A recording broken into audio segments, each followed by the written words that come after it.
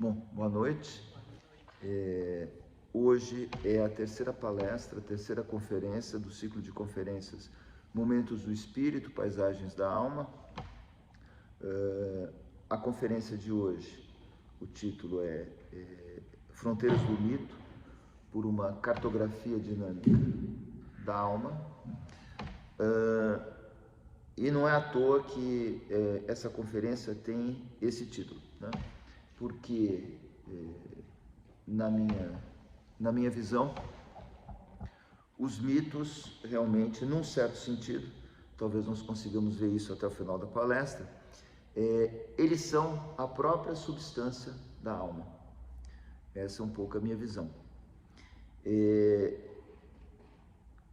Os mitos e a mitologia, evidentemente, são um assunto que podem dar margem a uma palestra de meia hora ou uma conversa de anos, né? É um assunto interminável. Porque os mitos nada mais são, aparentemente, superficialmente, do que narrativas, do que histórias, né? E histórias são muitas, né? Cada cultura, cada civilização que se formou nessa terra tem as suas histórias, tem os seus mitos.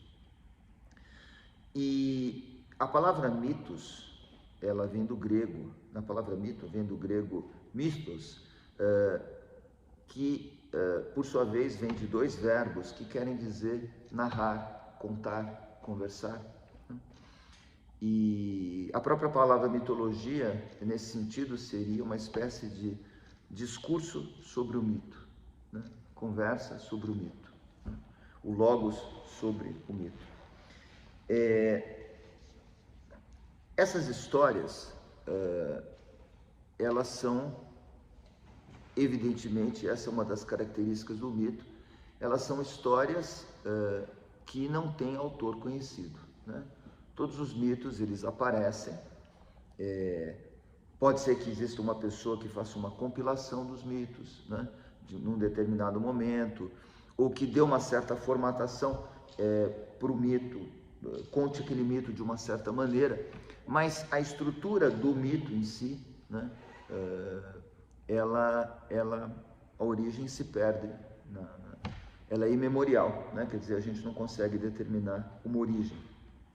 Esse é um aspecto muito importante, né? É preciso, então, não confundir a roupagem que o mito assume num determinado momento daquela cultura com o mito em si, né? Então, por exemplo, eu posso ver uma determinada narrativa, o mesmo mito narrado por Homero, por exemplo, na Ilíada, narrado por Hesíodo, depois narrado por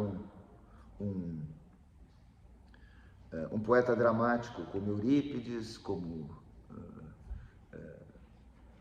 Sófocles, né? E os mitos, eles vão ter histórias um pouquinho diferentes, as versões vão ser sempre diferentes, né?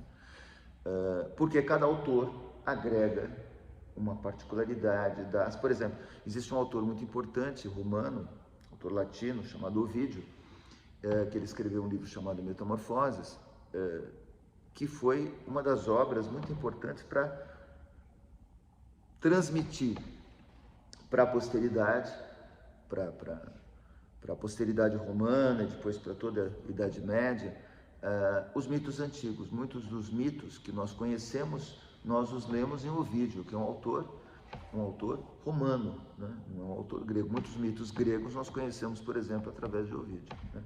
E assim é com outras culturas também. Os mitos, eles são essencialmente narrativas orais, né?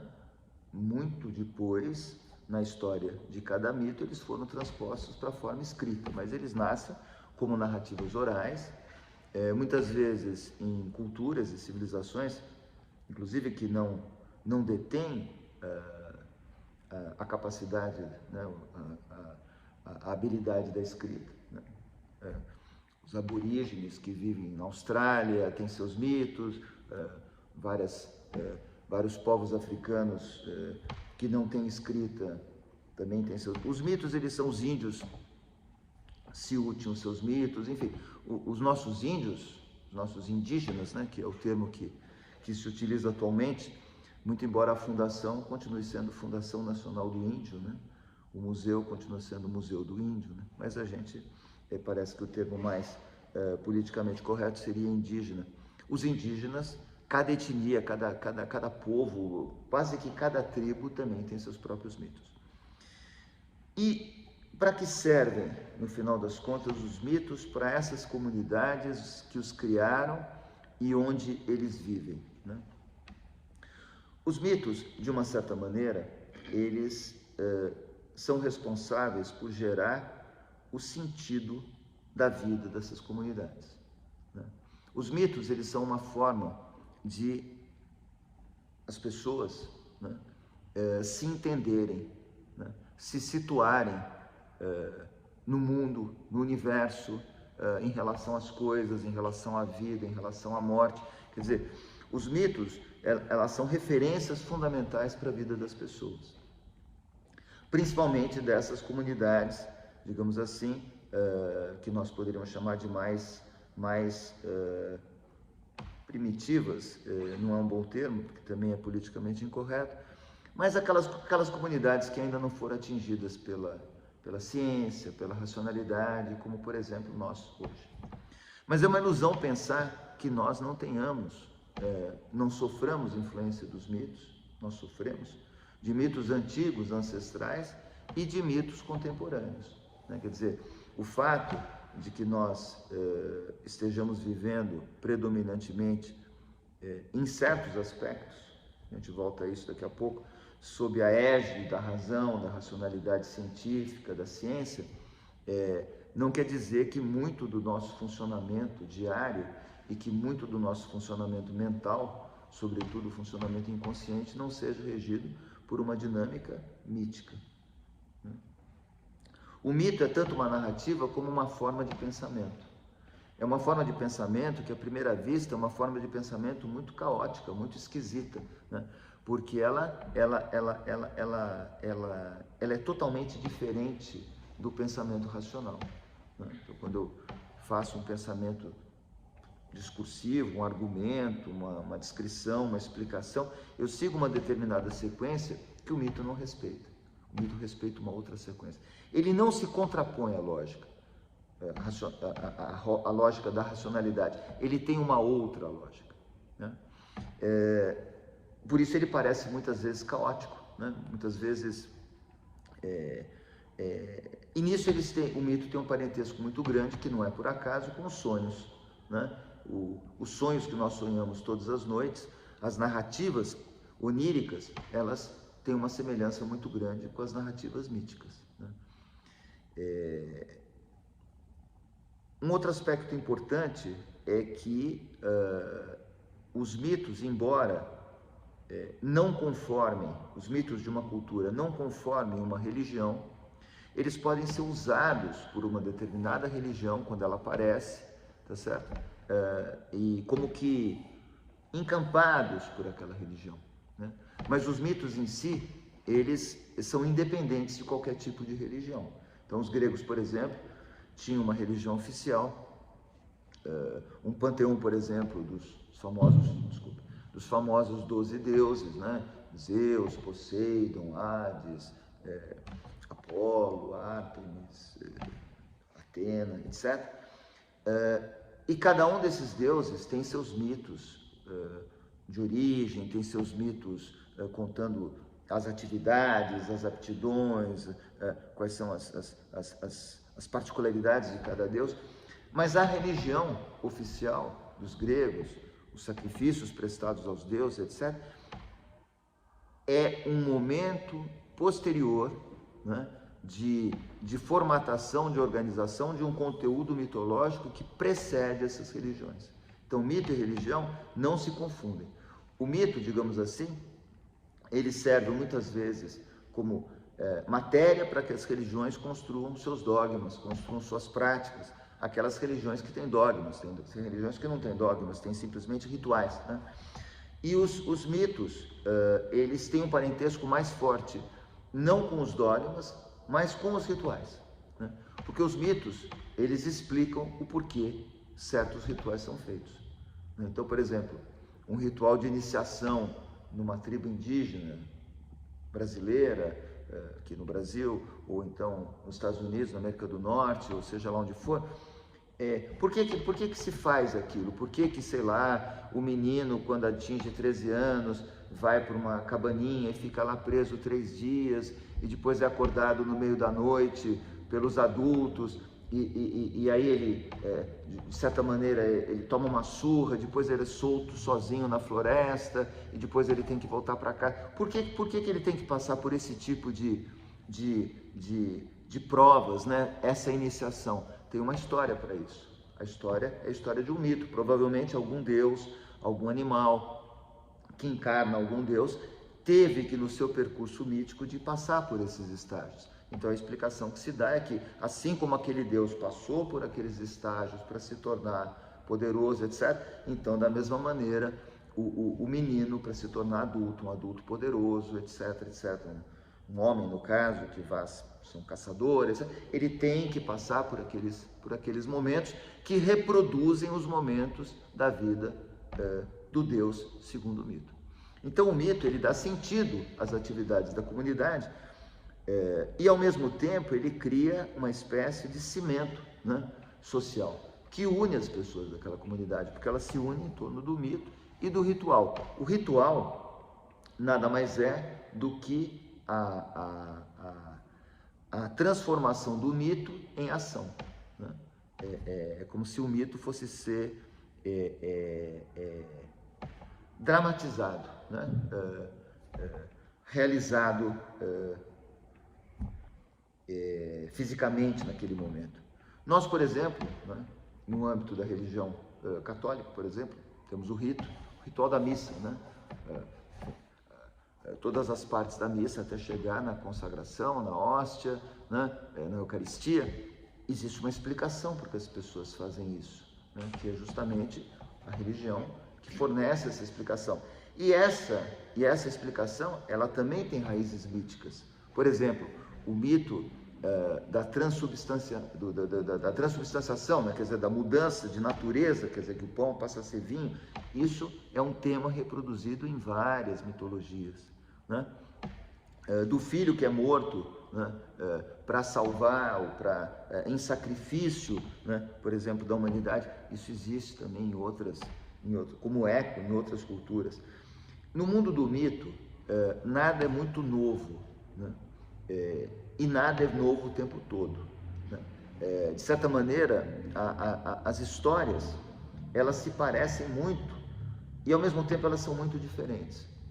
O que elas têm de mais semelhante entre si é uma carga de simbolismo que é muito grande, né? Nós estamos acostumados, por exemplo, a ler um texto e absorver um certo significado do texto. Quando nós passamos para um poema, a coisa já fica mais complicada, porque esse poema pode ter vários sentidos, várias interpretações, né? E a gente pode construir uma espécie de hierarquia, né, onde nós vamos tendo formas cada vez mais complexas, cada vez mais polissêmicas, né, com várias interpretações. O mito, digamos assim, ele estaria no topo dessa hierarquia. Ele seria aquela estrutura narrativa, até poética, poderíamos dizer, que tem o maior número de interpretações abertas possíveis. Então, e por que o mito é tão definidor assim do que eu chamei de uma cartografia dinâmica da alma, né? Porque, na verdade, os mitos, eles nos constroem enquanto seres humanos e seres de determinada cultura. Porque os mitos, eles podem ser mais ou menos universais. Você pode, por exemplo, ter um mito que explica a origem de um deus, sei lá, grego local, né? Que ele é deus somente naquela região. Os antigos gregos, eles funcionavam mais ou menos assim, como, aliás, muitas outras culturas e civilizações. O deus tinha uma espécie de área de atuação, assim, como se fosse o governador do Distrito Federal, uma região na qual ele age, né? E ali tinha uma história de como nasceu aquele Deus, como ele foi gerado, quais são os poderes dele, quais são as atribuições, etc, etc. Você pode ter também mitos que se referem a deuses mais gerais, que ultrapassam as fronteiras de uma cidade-estado, que ultrapassam as fronteiras de uma região. E você pode ter mitos que têm uma universalidade flagrante, ou seja, que lidam com grandes questões, que são questões consideradas por todas as pessoas que vivem e que pensam, né? Então, os mitos de origem, os mitos sobre a morte, os mitos sobre o sofrimento, os mitos que tratam dos grandes temas que têm que ser enfrentados por todas as pessoas enquanto seres vivos, enquanto seres humanos. O problema da morte, o problema do sofrimento, o problema da luta, né, pela vida de uma certa maneira, né, quer dizer, de você, de uma certa forma, ter que matar para viver, né? Então, esses grandes temas do ódio, do amor, né, eles são abordados pelo mito. O mito, ele não fornece explicações simples, né? Muitas vezes, à primeira vista, ele chega até mais a confundir do que explicar. Mas o que o mito proporciona é uma espécie de arcabouço geral, onde, a partir do qual as informações podem ser, as explicações podem ser criadas, né? É muito interessante a gente perceber, justamente por isso, né, o paralelo que existe entre, ao qual eu já fiz referência, entre o mito e a atividade onírica, né? Quer dizer, muitas vezes a gente sonha alguma coisa, geralmente uma história, que à primeira vista não tem pé nem cabeça, porque ela tem transições bruscas, né? Por exemplo, a pessoa está andando, de repente ela está numa sala de jantar e de repente aparece a mãe e de repente a mãe vira uma galinha e o sonho acaba com a pessoa acordando chorando, né? Quer dizer, aparentemente uma história sem pé nem cabeça, né? Mas quando esses elementos são esmiuçados mais à luz da história de vida dessa pessoa, e quando eles passam por um processo que o Jung, que se debruçou muito sobre essa questão dos mitos, chamava de amplificação, ou seja, quando se procura histórias, narrativas mitológicas parecidas com aquelas sonhadas por aquela pessoa, a gente começa a entender e estabelecer determinados paralelos entre o que a pessoa sonhou e mitos de culturas diferentes, e com isso você consegue entender melhor o que significa aquele sonho para aquela pessoa. Isso acontece, existem várias hipóteses para isso.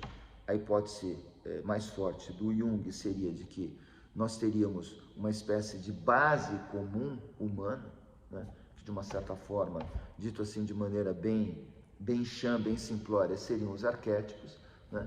Que seriam comuns a todas as pessoas, a todos os homens. Então, esses arquétipos, eles reapareceriam reiteradamente, tanto nas criações mitológicas dos povos, como, por exemplo, na produção onírica de uma pessoa, né? Então, eles viriam do mesmo lugar, né? Existem diversos tipos de mito, né? Existem os mitos que contam a origem das coisas, os mitos de origem, né? Então, por que apareceu o universo, por que apareceu o planeta Terra, o mundo, a vida, por que apareceu o homem, são mitos de origem, né? Nós temos um tipo de mito de origem muito importante, que são os mitos de origem dos deuses, as teogonias, né? Que narram como esses seres transhumanos, supra-humanos, né, os deuses, teriam aparecido e, por consequência, os mitos que narram o aparecimento da própria humanidade. Então, por exemplo, Adão e Eva, né, é um mito cristão, na verdade é um mito judaico-cristão, que dá uma explicação da origem do mundo. O Gênesis é uma espécie, para os que são católicos, os cristãos e católicos, ou para os que são aderentes ao judaísmo, ele representa a verdade da origem da humanidade. Mas se nós olharmos isso com outras lentes, né, esse é um mito de origem, né, que tenta explicar a origem do mundo. Eu poderia, por exemplo, ir para a Índia ou para a Grécia, e outros seriam esses mitos, outras seriam as histórias que narrariam a origem do mundo, a origem da humanidade, né? Então, esses são os mitos de origem. Existem outros mitos, que são os mitos que falam de seres que não seriam necessariamente divinos, mas que eles seriam mais do que os homens, eles seriam os heróis, né? Então, por exemplo, figuras como os heróis gregos, Perseu, Teseu, Belerofonte, Hércules, né? São criaturas capazes de realizar façanhas que estão além das possibilidades humanas, mas que eles não chegam a serem considerados deuses. Esses mitos dos heróis, eles são muito importantes porque, de certa forma, eles refletem e eles dão um pouco do sentido da vida para as pessoas dessa comunidade. Geralmente, um herói representa um ideal, né? Ele pode significar uma espécie de molde, uma espécie de forma na qual o comportamento, por exemplo, dos homens de determinada cultura vai ser forjado, né? Eu falei agora há pouco dos ritos de iniciação, né?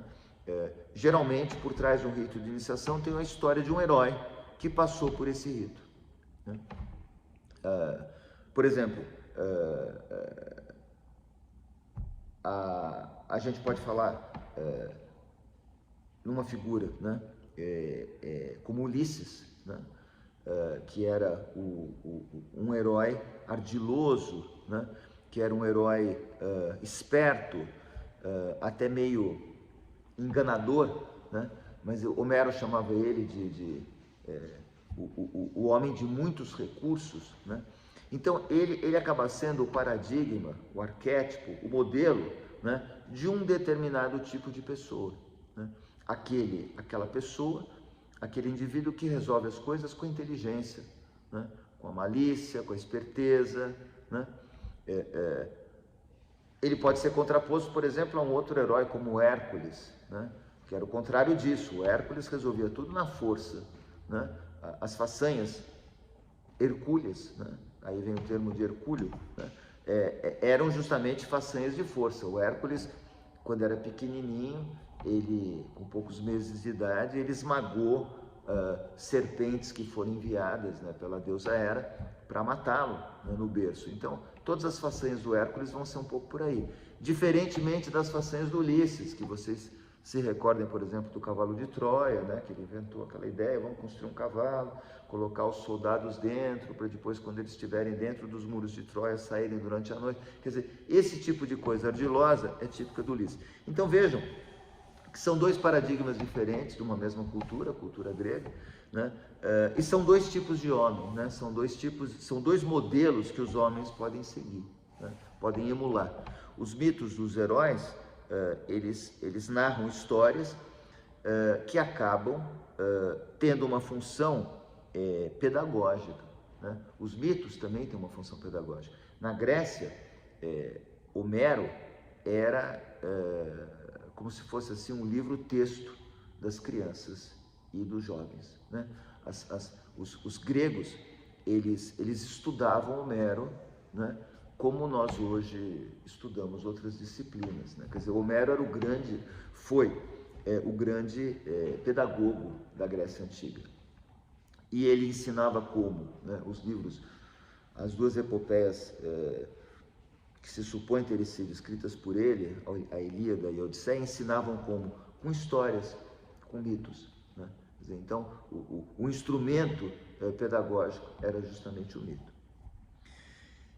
Então, nós temos os mitos de origem, os mitos de origem dos deuses, as teogonias, os mitos dos heróis, né? Nós temos uma outra categoria de mitos, que são mitos que explicam a origem de determinadas cidades, de determinados povos, né? Os mitos que tentam explicar a diferença entre as pessoas, né? Porque que uns são brancos, outros são pretos, outros são amarelos, por que existe essa diversidade de pessoas no mundo, né? Então, existem várias categorias de mito. E existe uma categoria muito importante que a gente só conhece quando trabalha, por exemplo, como psicoterapeuta, ou quando se debruça sobre esse tema, que são os mitos pessoais, né? Cada pessoa, inconscientemente, ela constrói narrativas que são seus próprios mitos e que dão, de certa forma, sentido à sua vida, né? E existe um paralelo bastante interessante entre essas mitologias, ou esses mitologemas pessoais. Mitologema seria o núcleo do mito, e mitologemas mais universais. E justamente nessa interface entre esses mitologemas pessoais e os mitologemas universais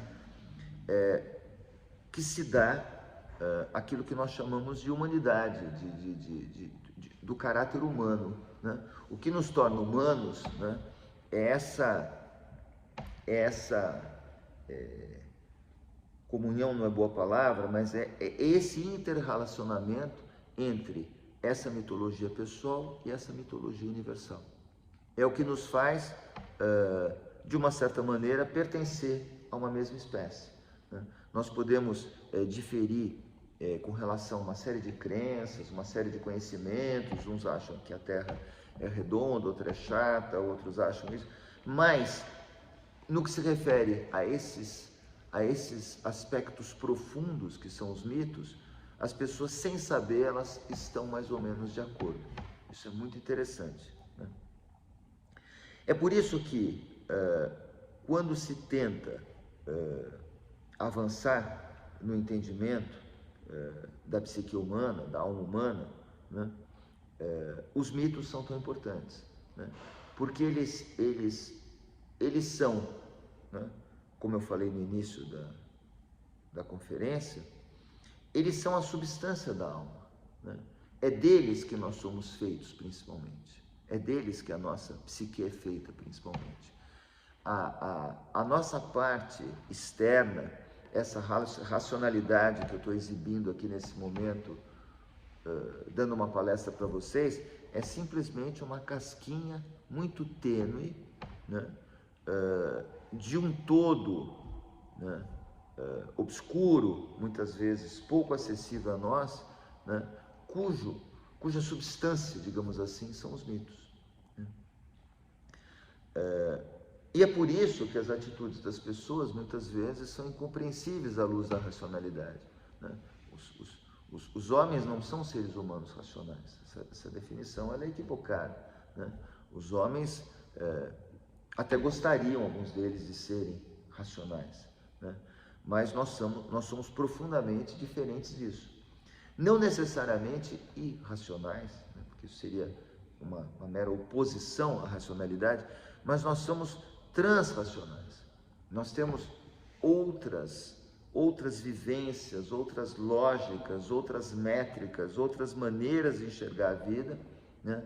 Das quais que nos informam, que nos dirigem, que nos determinam o sentido da vida, mas que raramente as pessoas estão conscientes delas. Isso que é uma coisa muito interessante, é que progressivamente, ao longo da história, ocorreu o que eu costumo chamar de um afastamento do mito, né? Quer dizer, é como se o mito e nós estivéssemos mutuamente nos afastado, né? E a explicação, entre aspas, a vivência, melhor dizendo, mitológica, foi substituída pela explicação racional e depois pela explicação científica. Mas o mais engraçado é que quando nós estudamos com cuidado e com profundidade a filosofia da ciência, a história da ciência, a gente percebe que embutidas nas teorias científicas, os mitos reaparecem, né? Quer dizer, nós não escapamos dos mitos, né? As teorias da ciência, de uma forma muito sofisticada, acabam incorporando e propondo novas narrativas míticas que não são senão transformação daqueles mitos ancestrais com os quais nós sempre convivemos. Ou seja, na minha opinião, é um equívoco pensar que exista uma distância muito grande, né, entre uma ciência sofisticada e a mitologia. Pelo contrário, a ciência mais acertada, ela sempre, de certa maneira, ela vai estar em harmonia com esses mitos fundadores, né? Porque, de uma certa forma, ela é como se ela fosse a parte mais superficial e modificada de um todo que, no fundo, lhe dá vida. É como se você pegasse uma folha e cortasse de uma árvore, né? Sozinha ela não pode sobreviver, né? Então, o grande perigo do mundo contemporâneo é que, de uma certa maneira, muitas pessoas acabam imaginando que é possível dissociar, por exemplo, a ciência, né, do mundo da mitologia, né? Que nós poderíamos nos emancipar, né? Que nós poderíamos nos tornar seres absolutamente racionais, absolutamente lógicos, nesse sentido mais óbvio, né? E aí o grande engano, né? Aí as pessoas entram em guerra por pequenos territórios, estão lá brigando de novo pelo Kosovo, etc, etc. Quer dizer, os problemas são sempre os mesmos, né? Quem já trabalhou como psicoterapeuta sabe que os problemas familiares são sempre os mesmos, que as incompatibilidades e as ansiedades das pessoas são sempre as mesmas. Ou seja, muda a roupagem, mas os problemas fundamentais continuam. Só que, ao nos afastarmos do mito, nós nos afastamos de um recurso muito importante que poderia nos auxiliar a dar significado à vida, né? Nós começamos a imaginar que nós somos essa coisa racional que deseja, que imagina, que raciocina, que interage, né? E esquecemos que existe alguma coisa que vive de verdade, né? Não é que vive em nós, é que constitui o que nós somos e da qual nós não nos damos conta. Então a gente fica muito preocupado com esse ser que se chama Cláudio, Júlia, Alfredo, sei lá o quê, né? Que tem uma certa identidade, que tem uma série de gostos, etc, etc, como se essa pessoa, né, ela tivesse autonomia em relação àquela base profunda da onde essa consciência emerge, né? E a convivência mais próxima com os mitos, ela permitia, num determinado momento, que as pessoas perdessem um pouco essa individualidade e recuperassem um pouco o sentimento de existência, aquele sentimento de existência profundo, indiferenciado. Um sentimento de existência que não é a minha existência, a sua existência, mas simplesmente o fato de que algo existe, né? E o que é engraçado é que quanto mais nós nos afastamos de mitos, porque há isso também, né? Há os mitos mais densos, os mitos ancestrais, os mitos que recebem esse nome, e o que eu poderia chamar de mitos secundários, de pseudomitos. Quanto mais nós nos afastamos desses mitos densos, nós caímos nos pseudomitos. Não é à toa que recentemente havia, inclusive, né, um ex-presidente que era o mito, né? Quer dizer, muito engraçado, as pessoas que não sabiam nem o que era mito, né? Porque mito é uma palavra assim que se aplica a tudo, né? O mito também, na linguagem cotidiana, é entendido como uma mentira. Isso é mito, isso não é verdade, isso é um mito, né? Quer dizer, é uma utilização quase que quase que indevida, né, do mito. E aí tem uma coisa muito engraçada. Havia até pouco tempo uma distinção entre história com H e história com E, né? Agora, história com H, né, é a forma predominante. Eu acho que o inglês continua com essa distinção, né? Você tem o story, você tem o history, né? E outras línguas também. E eu acho isso muito importante. Essa separação foi muito ruim, né? Porque ela de certa forma, ela acaba confundindo dois momentos, né? Que um é aquele dado mais concreto da realidade, o mundo no qual vivemos, as coisas que, né, são mais palpáveis, e aquele mundo mais profundo da história com E, né? Da imaginação, da criatividade, dos conteúdos mais densos, que justamente tem um relacionamento muito maior com o mito. Então, ao misturar todas essas coisas, né, nós acabamos perdendo certas distinções que são fundamentais. E o que eu dizia era isso: se eu não sou afetado, por exemplo, pelo mito cristão da Eucaristia, ou se eu não tenho uma relação profunda, sei lá, com um mito como o nascimento e a morte de Dionísio, mitos, né, antiquíssimos, ancestrais, ou um mito Siú, ou um mito, né, eu vou acabar sendo afetado pelo mito do super-homem, pelo mito, enfim, do poder branqueador de uma pasta de dente. Quer dizer, eu vou sendo progressivamente, pelo mito de uma influenciadora digital, né, e eu vou progressivamente me afastando do mito como narrativa profunda da substância da nossa alma e me aproximando do mito mentira, do mito fake news, do mito falsa narrativa, ao ponto, né, de que tornou-se uma atividade perigosa, que eu acho que devemos isso de certa forma ao pós-estruturalismo, né, que é essa história das narrativas, né? Quer dizer, as narrativas, elas passaram a substituir de certa forma as leituras de realidade, né? Quer dizer, tudo hoje em dia é uma narrativa, né? Ou seja, se eu disser uma coisa, não é que eu estou dizendo uma verdade, eu estou dizendo uma versão sobre a verdade, né? Isso é muito perigoso, porque no mundo do mito, você não tem uma verdade. Você lá tem sim narrativas, mas são narrativas que são de uma outra dimensão semântica. No mundo da realidade, do dia a dia, existem fatos verdadeiros e fatos falsos. E nós estamos perdendo progressivamente a capacidade de reconhecer o que é verdadeiro e o que é falso, né? Eu não preciso ir muito longe falar da Venezuela, né?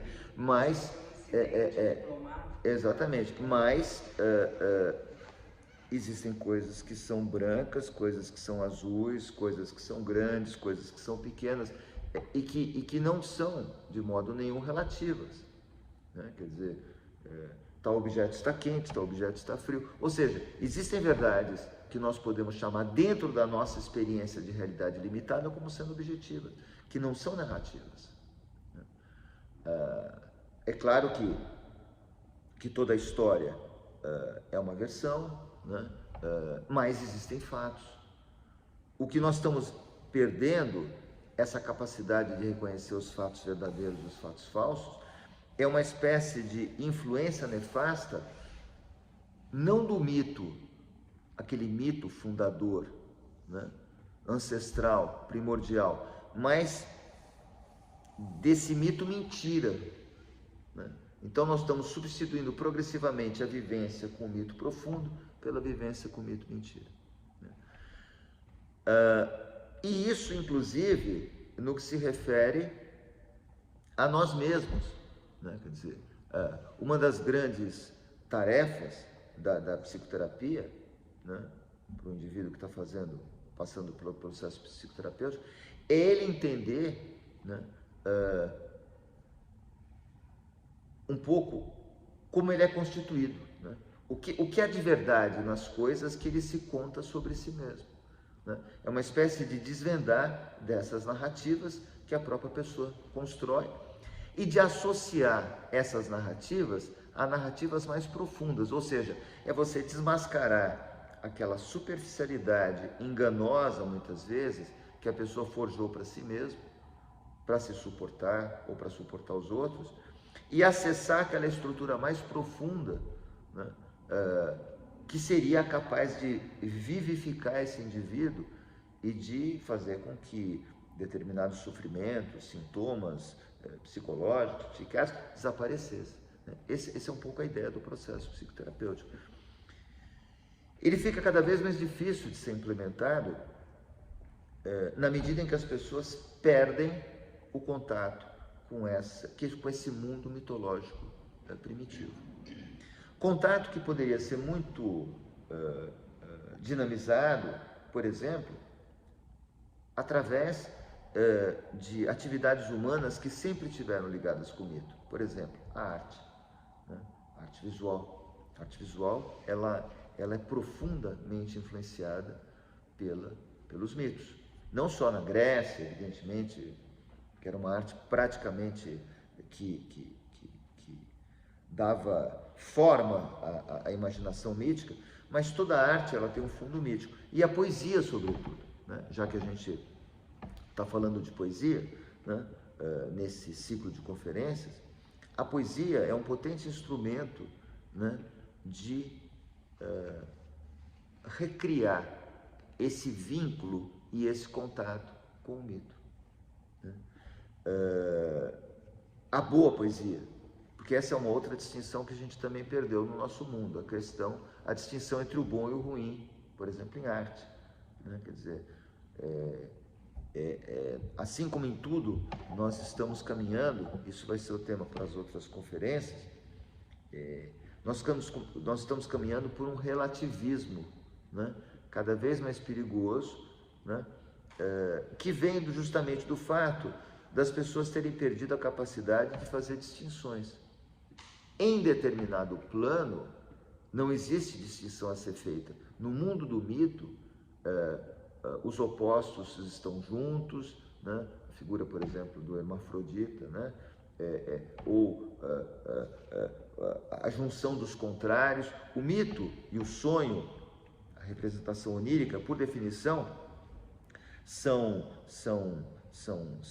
representam estruturas aparentemente contraditórias, mas é da natureza deles serem assim. Mas no nível da realidade é preciso que nós façamos as distinções. Então, quando nós começamos a confundir o mundo do mito com o mundo daquela realidade do dia a dia, nós começamos a ter muitas confusões, né? A ter muitas confusões no plano pessoal e, evidentemente, no plano global, no plano político, no plano da sociedade, né? Quer dizer, outra coisa que acontece muito hoje em dia é que, ao não reconhecer a influência de determinados mitos na nossa cultura, nós começamos a atuar reproduzindo rituais, né? Que em outras civilizações tinham esse lastro mitológico, só que sem esse lastro, né? Então esse fenômeno dos influenciadores digitais é um pouco isso, né? Por que as pessoas seguem outras pessoas, né? No Twitter, no Instagram, ou sei lá onde, né? No próprio, como é que chama? YouTube, né? Por que as pessoas seguem outras pessoas? Porque essas pessoas, elas encarnam determinadas manifestações poderosas, mitológicas, só que não são reconhecidas como tal. Então você se apega àquela pessoa quando na verdade você está se apegando à projeção de um mito poderoso que aquela pessoa está encarnando, né? Então eu acho que esse descolamento do universo mítico, né, esse afastamento que nós experimentamos, ele é muito responsável pela situação de perplexidade, de complexidade que nós atravessamos hoje. Por exemplo, eu vi hoje uma notícia de que 300 pessoas eminentes, não celebridades, 300 cientistas, pensadores, cientistas de vários tipos, entre eles o Kissinger, assinaram uma carta, um manifesto, alguma coisa assim, falando dos perigos da inteligência artificial, né, para a humanidade, dizendo inclusive que, eu não li a carta, mas pelo que eu ouvi dizer, não tive a oportunidade ainda, de que nós estaríamos num perigo ainda maior do que estávamos, né, quando houve o aparecimento da bomba atômica, etc. Porque agora, de fato, através da inteligência artificial, a gente pode, de fato, destruir um outro país, uma outra, em minutos, né? E elencando diversos perigos, né, que a inteligência artificial acarreta, né? Eu não li o texto, e eu estou comentando de ouvir dizer, mas eu tenho a convicção de que o problema não está na inteligência artificial, né? O problema está nessa confusão de planos, né, entre o plano mítico, o plano da realidade, dos vários tipos de realidade, nessa confusão de planos ontológica que existe contemporaneamente. É no uso que se faz dessa inteligência artificial. A inteligência artificial, ela pode ser um poderoso instrumento de despertar da consciência, de oferecimento de oportunidades inauditas de transformação. Mas é claro, você pode utilizá-la para outros fins, que é o que no fundo está acontecendo. E o que faz com que ela seja utilizada mal, né, novamente, eu considero que seja esse descolamento do universo mítico primordial, né? É como se aquela velha frase, né, que o sábio aponta a lua e o ingênuo olha para o dedo do sábio, em vez de, né? Ou a pessoa que tenta, em vez de incorporar o conhecimento de um sábio, reproduzir o comportamento dele, né? A gente vê muito isso, né? Às vezes a pessoa vai para a Índia, né, e volta vestido, né, a caráter, ou então vai para o Xingu e volta com colares, andando descalço, etc. Quer dizer, é uma absorção superficial de determinados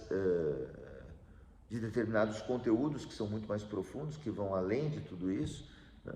Justamente porque o distanciamento dos mitos gera um outro problema, a superficialidade contemporânea, né? A superficialidade dos relacionamentos, a superficialidade do que se diz, né? Vejam que, por exemplo, o Twitter, né, ele acabou reduzindo a quantidade do que as pessoas podem falar, 2 frases, a um certo número de palavras. Os textos dos antigos jornais, que agora estão todos em versão online, são textos pequenos, né? Antigamente nós tínhamos textos grandes, né, onde a pessoa exprimia um pensamento e tal. Nós estamos cada vez mais diminuindo, né, a profundidade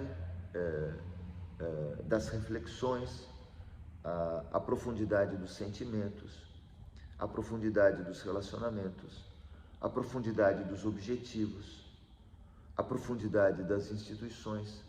O mundo está ficando raso, né? Quer dizer, em vez do mundo ficar profundo, ele era profundo, ele está ficando raso. É como se a água estivesse secando, né?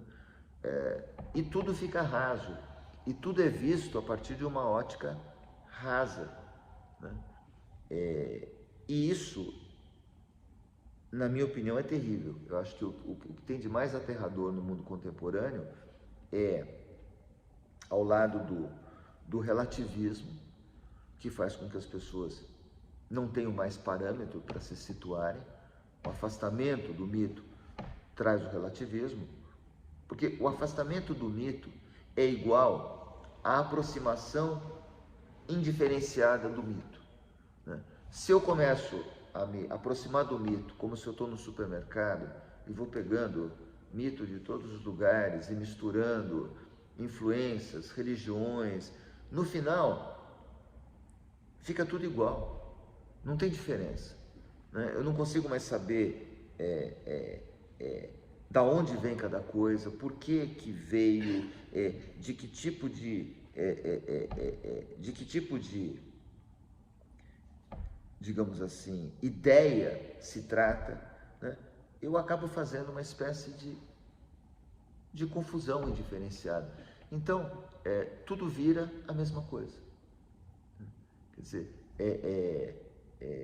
é como se, é muito engraçado isso, mas parece que hoje em dia, e eu não sou um crítico da contemporaneidade, pelo contrário, eu acho que nós temos, hoje em dia, uma chance muito grande de que a humanidade passe por um outro patamar de existência, em termos de consciência, em termos de profundidade, mas infelizmente parece que a gente está escolhendo a porta dos fundos, entendeu? Né? Nós não estamos avançando na direção que me pareceria a mais correta, né? E a gente vê o reflexo disso nas obras de arte que são produzidas, nos filmes que são feitos, nos livros que são escritos, na pedagogia que rege o conteúdo que é dado nas escolas, a maneira como as crianças são ensinadas, né? É muito interessante, né? Porque depois de tanto conhecimento, depois de tanto progresso, depois de tanta acumulação de saber, as pessoas passam pelas escolas e saem das escolas piores do que eram as pessoas das gerações passadas, né? Quer dizer, isso foi uma reflexão. A primeira vez que eu fui para a Europa, ficar um tempo mais longo, durante o doutorado, eu não tinha 30 anos ainda, eu quando fui para a Europa, para a França, fazer o doutorado, eu fui um pouco com aquela imagem, né? Puxa, eu vou para um país de densa civilização, né? Eu acho que eu vou encontrar pessoas profundas, não vou encontrar um monte de idiotas, né? Porque, como dizia aquela música do Aldir Blanc, né? Um montão de babaca nasce em todo lugar, né? Mas eu acho que eu vou encontrar pessoas mais profundas lá, eu acho que eu vou encontrar pessoas, porque elas, imagina, elas têm contato o dia todo com museus, ou pelo menos quem mora ali em Paris, sei lá, né? Ou numa cidade mais histórica, tem coisas que nós não temos a possibilidade de entrar em contato, tá? Era numa época, inclusive, que não tinha internet, né? No final dos anos 80, e hoje em dia, por exemplo, você pode ter acesso a muita informação, mas isso não adianta nada também, a gente já vai falar disso. Mas o choque maior que eu tive, né? Até certo ponto ingênuo, mas foi perceber que as pessoas eram as mesmas, né? Que aquela cultura disponível, aquela educação disponível, porque a educação de um liceu francês é uma educação muito sofisticada, era pelo menos, né? Agora está sendo mais ainda, que eles reintroduziram o latim, o grego, coisa que nós vamos fazer daqui a uns 50 anos, eles já estão fazendo lá, né? Mas, e estão fazendo isso porque perceberam que as pessoas estavam cada vez piores. Então, que tipo de pessoas nós estamos formando? Não é à toa que essa questão do mito e que essa questão da educação, ela foi tratada conjuntamente por aquele que talvez seja o maior filósofo da história da filosofia, né? Que é Platão, né? No seu principal livro, que é a República, né? Ou, como o título em grego diz, Politeia, né? Que nós traduziríamos mais como regime, né? O livro do Platão não é sobre a república, não é sobre um governo republicano, isso gera uma confusão muito grande. O livro do Platão ele chama Politeia, em grego significaria regime político, né?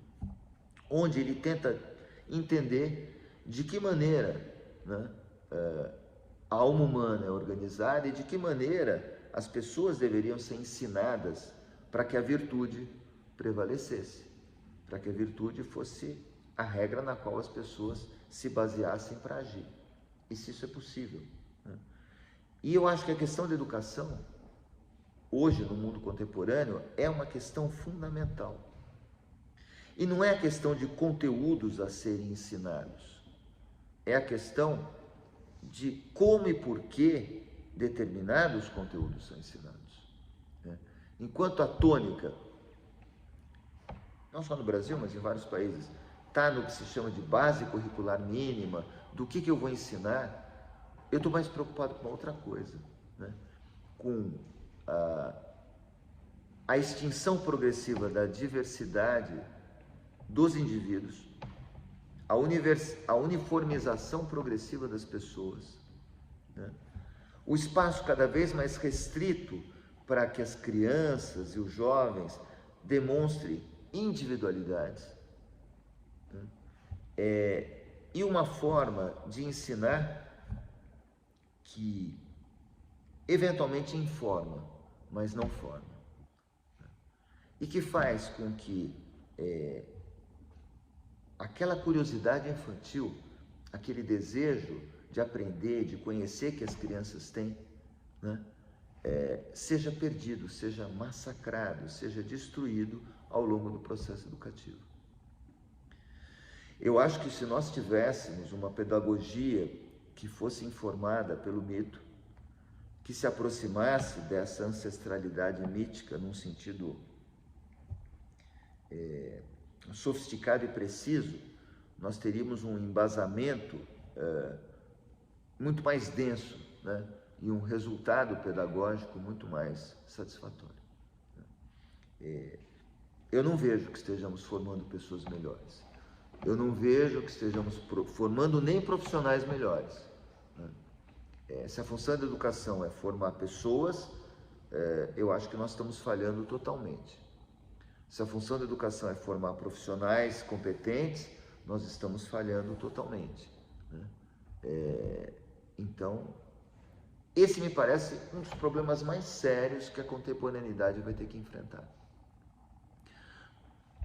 E que é um paradoxo, né? No momento em que toda a informação está disponível, né, isso não ajuda em nada a formar melhor as pessoas. Ajuda a formar algumas pessoas, mas essas pessoas são aquelas que têm uma individualidade que ainda não foi totalmente destruída.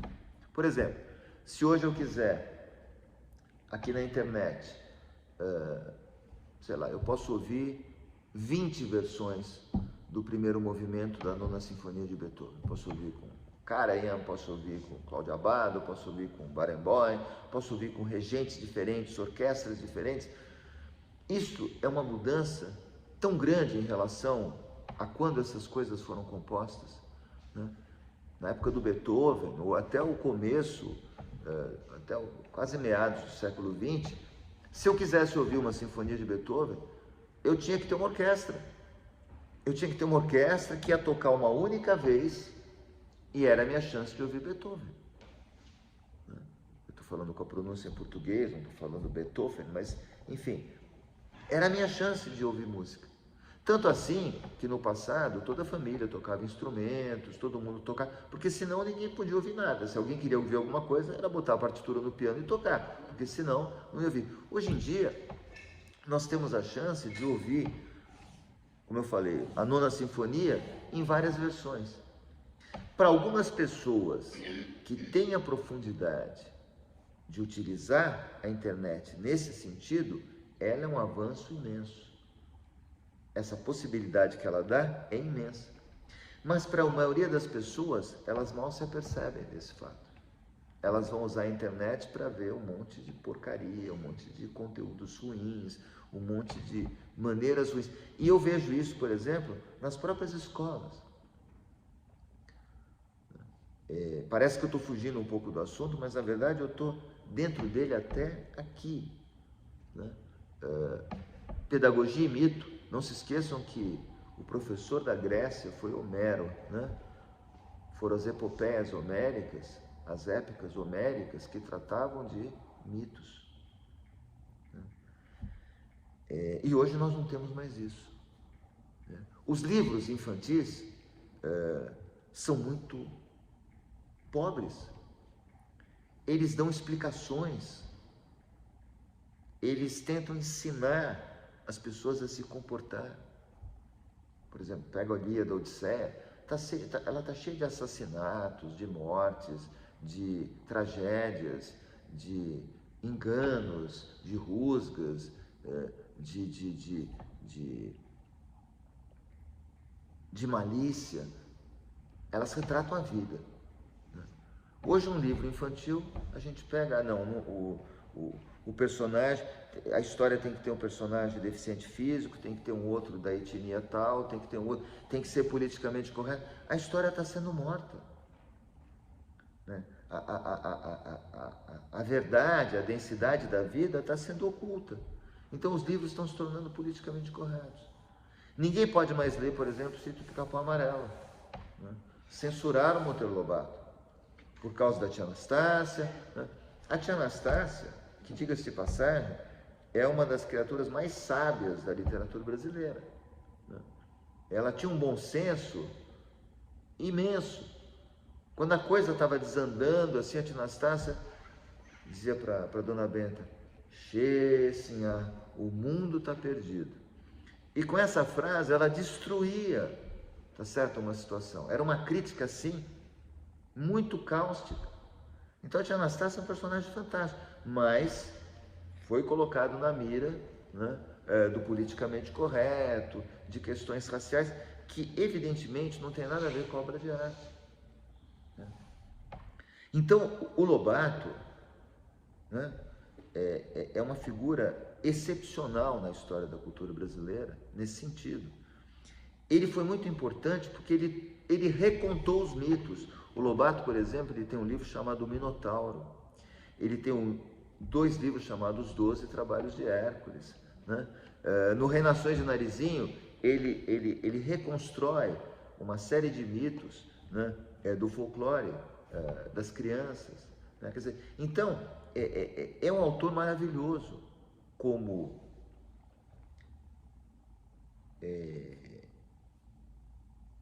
propiciador de um despertar da consciência e de uma aproximação do mundo mítico, mas ele foi deixado de lado.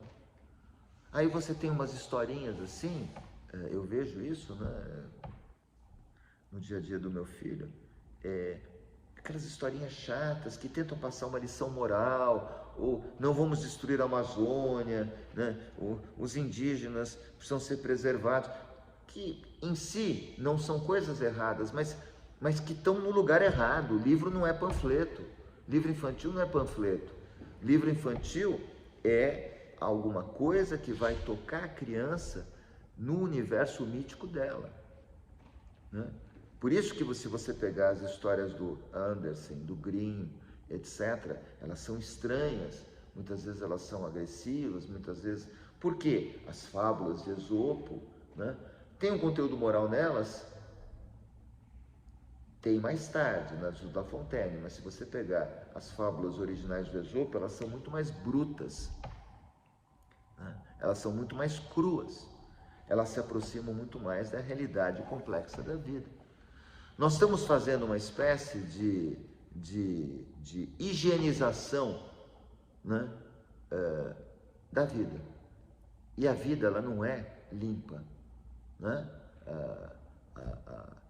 As verduras que a gente come, elas nascem do cocô, né? do adubo, muitas vezes do esterco. Né?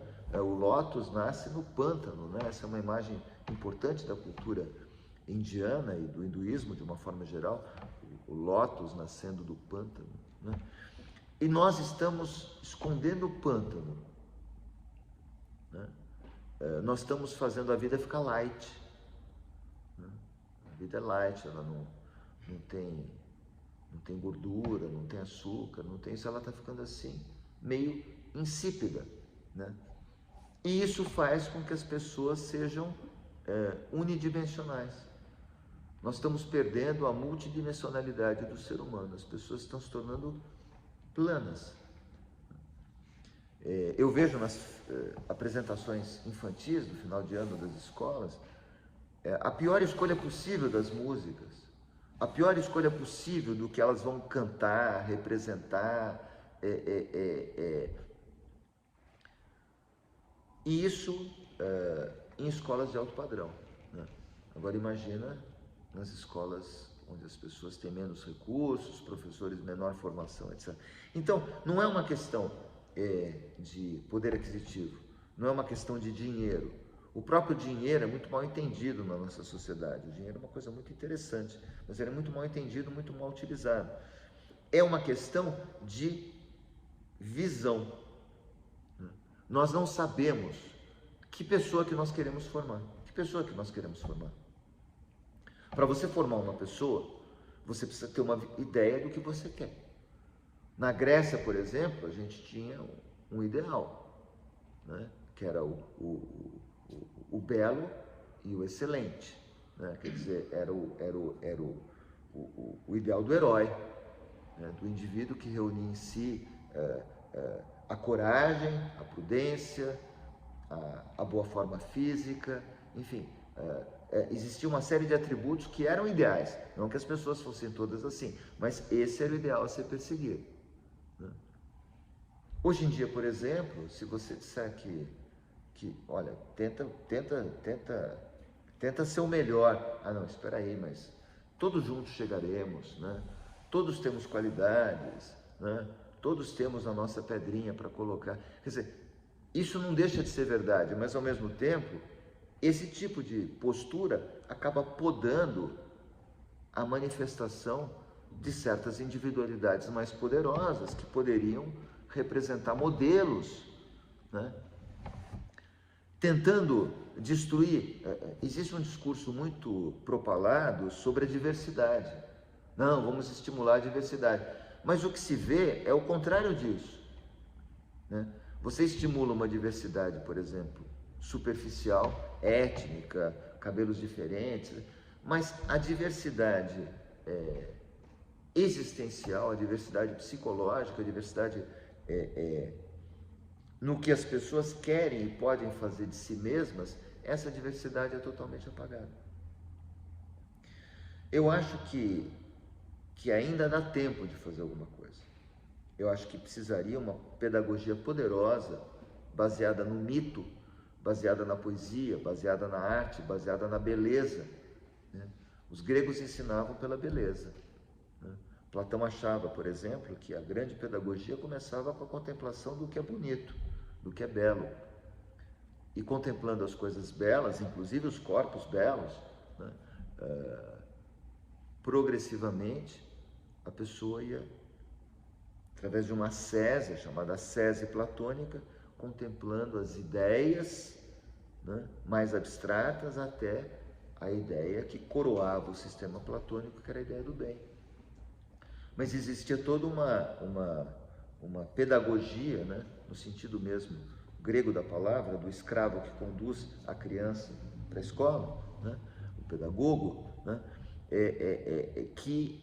que fazia esse caminho. Nós hoje perdemos essa visão, eu acho, porque nós nos afastamos do mito.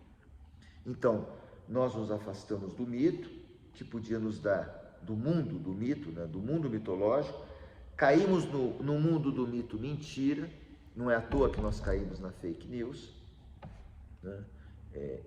É aquela velha história, você abandona o catolicismo, no dia seguinte você está numa seita, né? Porque as pessoas, a necessidade do divino e da religião é indestrutível, ela é essencial. Então, se você não vai por um caminho, você vai por outro, né? Hoje você está na igreja, amanhã você está numa seita satânica e vendendo a sua alma e gastando todo o seu dinheiro e tal, porque isso é inevitável. Quer dizer, então, nós nos afastamos dos mitos densos, a gente cai nos mitos falsos, nos falsos mitos. Não só nos mitos falsos, mas como nos falsos mitos. né? Presidentes que são mitos, pessoas que são mitos, salvadores da pátria, né? Nós perdemos a fé, por exemplo, no Salvador da humanidade. Nós somos cristãos, por exemplo, né? E acreditamos que Jesus possa salvar a humanidade. Nós abandonamos esse mito mais profundo, e aí o que a gente costuma fazer? Procurar um salvador da pátria, né? Achar que um presidente vai resolver o problema, que uma pessoa vai resolver, seja de esquerda, de direita, de cima, de baixo, de trás, de frente, né?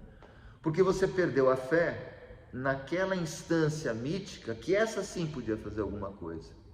É muito engraçado, eu estou me aproximando do final, que as pessoas muitas vezes se perguntam o que eu posso fazer para transformar o mundo, né? Tem uma frase famosa, né, do Manifesto Comunista que diz: os filósofos até o momento se preocuparam em interpretar a história, o que nós estamos agora é transformá-lo, transformar o mundo, né? Nada mais equivocado. Essa tentativa de transformar o mundo provocou atrocidades inomináveis, né? Quer dizer, a história do século XX é uma história de tragédias e de atrocidades, né? Em número muito maior do que tudo que aconteceu antes, né? Desde o Paleolítico, né? A gente matou muito mais gente de maneira muito mais consciente, muito mais sofisticada, muito mais cruel, né? Então, tentar transformar o mundo não só transformou para pior. O que precisava ser feito é que as pessoas tentassem se transformar a si mesmas, né? Mergulhar profundamente na sua essência de humanidade. E para isso, como a substância da alma é o mito, elas precisavam retornar a essa essência mítica. Mas não é simplesmente adotar vou virar hindu, né? Vou adotar o hinduísmo, então vou me transformar num xamã, eu vou lá para o Xingu e viro lá, né? Como dizia a música da Rita Lee, lá um dia eu vou virar índio, né? Ou então eu vou, sei lá, vou aderir ao judaísmo, o islamismo. Essas soluções tipo fuga não resolvem o problema, né? É um mergulho muito mais profundo que é necessário. Então, por um lado, isso, para os adultos, né? Os que já estão adultos, né? Uma profunda busca de autoconhecimento. E para as crianças, que elas pudessem ser conduzidas nesse processo de autoconhecimento, que é o contrário do que faz a educação contemporânea. Não que no passado fizesse, mas houve momentos da história que eu acho que as crianças, elas recebiam uma formação que lhes permitia viver no mundo. Eu acho que isso aconteceu na Grécia, eu acho que isso aconteceu em Roma, eu acho que isso acontecia na cristandade medieval. A criança sabia onde ela estava, ela sabia se situar naquele mundo. Hoje em dia, o adolescente, ele não faz a menor ideia de onde ele está, ele não faz a menor ideia do que ele deseja fazer, de que exemplo emular, enfim, não existem mais modelos, não existe mais nada. O que existe é uma ansiedade imensa, cada vez mais precoce. O que existe é o que eu chamo de medicalização do comportamento humano. Então são as doenças, né? Transtorno de déficit de atenção e hiperatividade, transtorno do espectro autista, dislexia, ansiedade, distúrbios alimentares, né? Bulimia, etc., né? Distúrbios dismórficos, das pessoas querendo mudar o próprio corpo e se tornar uma outra coisa, etc. Ou seja, perdeu-se totalmente qualquer modelo, qualquer parâmetro, qualquer objetivo, né? O Paul Valéry tem uma frase muito bonita, eu vou dizer em português para não ser cabotino, que é assim, ele diz: é preciso você ser, agora me esqueci, você ser leve, você se mover no espaço como um pássaro, não como uma pena, né? Ou seja, o pássaro voa, né? O pássaro tem uma decisão, o pássaro ele vai para um determinado objetivo, o pássaro ele tem uma determinada vontade, né? Enquanto que a pluma ao vento é a imagem justamente de quem está totalmente perdido. E eu acho que nós estamos nesse limiar, né?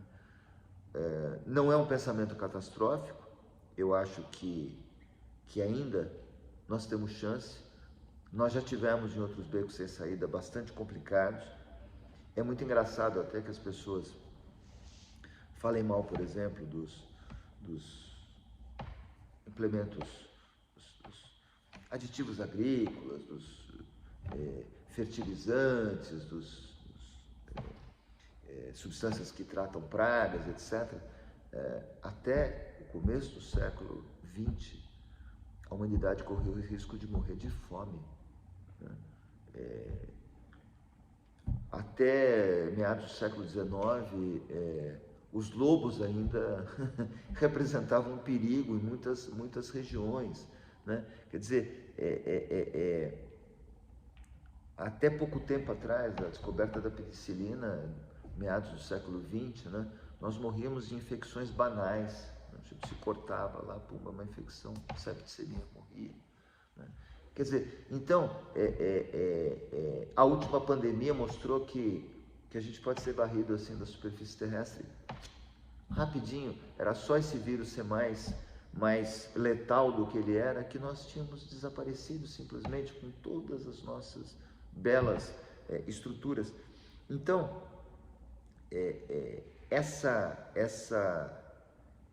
esse sentimento de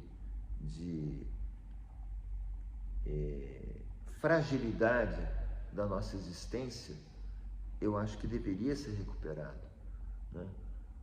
A questão da morte, a questão da finitude, a questão do sentido da vida, a questão de que por que nós estamos aqui. Eu acho que essas questões elas têm como serem trabalhadas com a criança, com o adolescente. O Lobato era um cara que fazia isso. Por incrível que pareça, o Lobato era um cara que fazia isso. Quando eu vejo livros infantis falando sobre a morte, é sempre assim uma coisa pedagógica no mau sentido. A criança ela está lendo, ela está vendo que aquele não é um livro, não é uma história. Estão passando uma mensagem. É um panfleto, né? É um panfleto. Eu tenho que falar da morte sem ficar discutindo a morte. Eu conto um mito. Agora, se eu quiser passar uma imagem, né, muito didática, eu acabo metendo os pés pelas mãos. É por isso que eu sou totalmente contra esses exercícios de compreensão de texto, como são feitos, porque eles acabam matando a vontade da criança a ler qualquer coisa. Sabe assim, a criança lê uma história, ela até entende. Aí, o que fulano falou, né? O que você achou do que fulano falou, né? Aí a criança, pô, mas eu já li, eu já entendi e tal. Aí você tem que falar, você vai matando o interesse. O sujeito já leu o livro e sabe que vai ter que fazer um resumo, né? Ele não frui aquilo como uma coisa prazerosa, ele experimenta aquilo como um ordalho, como uma corvéia, como uma obrigação, né?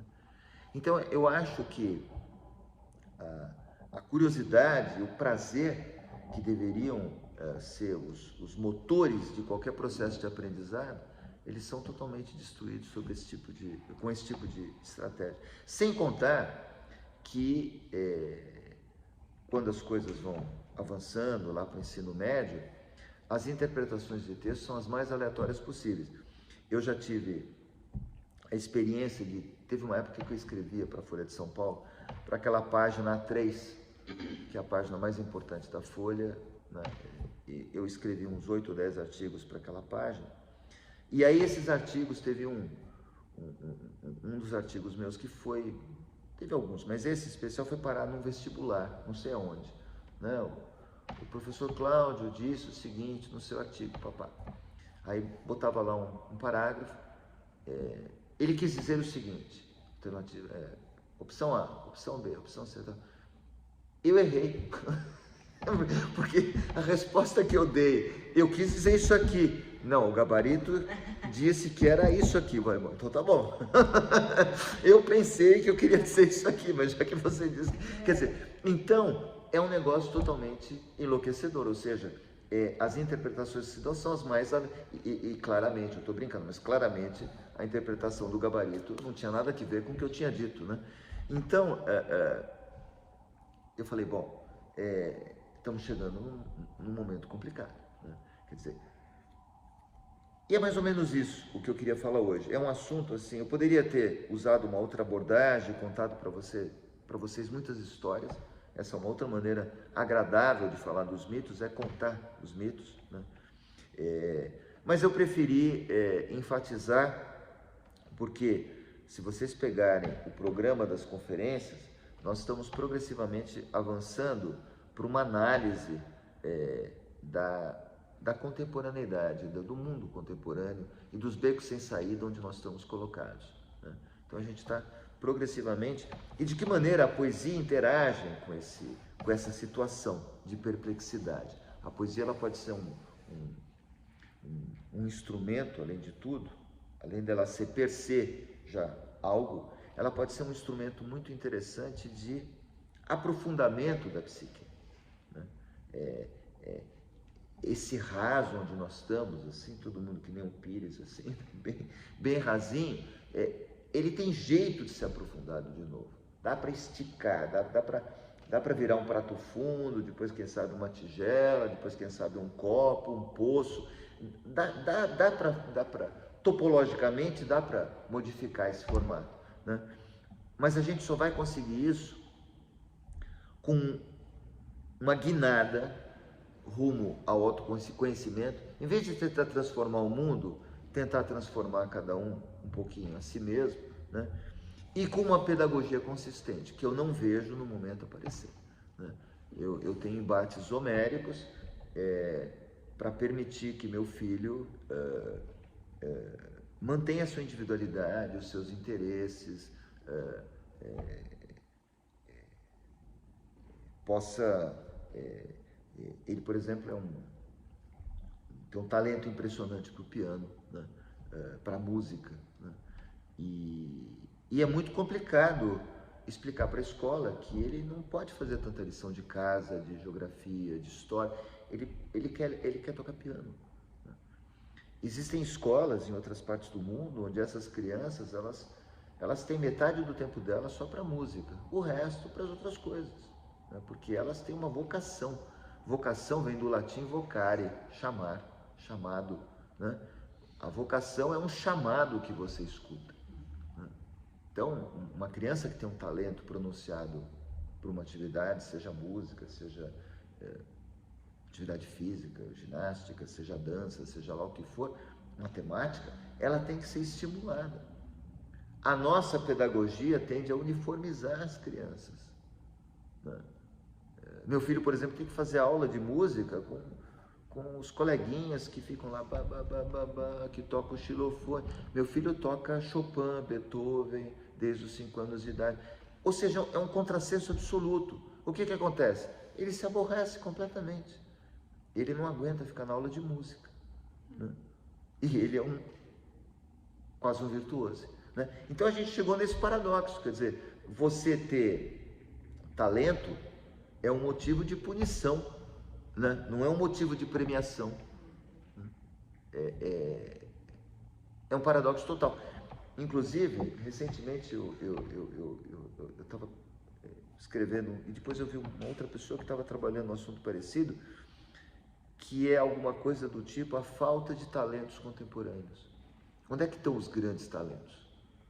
Onde é que estão os grandes pensadores? Onde é que estão os grandes gênios da humanidade no mundo contemporâneo? Está difícil de encontrar, né? Quer dizer, tem muita gente inteligente, muita gente competente, mas onde é que estão aqueles pensadores realmente, né? Será que a nossa maneira de educar contemporânea não está acabando com essas pessoas? Será que eles não estão sendo extintos, né? Ou não estão tendo a chance de desabrochar? É possível, né? É possível. Então é um pouco isso. E eu acho que os mitos e o contato com os mitos e o contato com uma realidade profunda, contraditória, que não é mostrada nos livros infantis bem comportadinhos que hoje dão para as crianças, né? Acaba fazendo com que nós sejamos presa fácil de tudo que é superficial, seja das fake news, seja dos ataques da publicidade, das pessoas querendo vender coisas e querendo impingir ideias, ideais, ideologias, etc. Por quê? Porque nós perdemos a base. E sem o lastro, né? Se a gente pelo menos fosse o João Bobo, vocês lembram desse brinquedo que tinha um lastro de chumbo ou de água, o sujeito dava um soco assim, o boneco ia e voltava, né? Chamava João Bobo. Se a gente fosse pelo menos um João Bobo, né? Mas o problema é que a gente acaba ficando lá, sabe? Toma o soco e pum. Né? Nós estamos perdendo essa capacidade de retornar. Né? Então é isso, eu agradeço a atenção de vocês e retomaremos na próxima conferência. Obrigado, viu?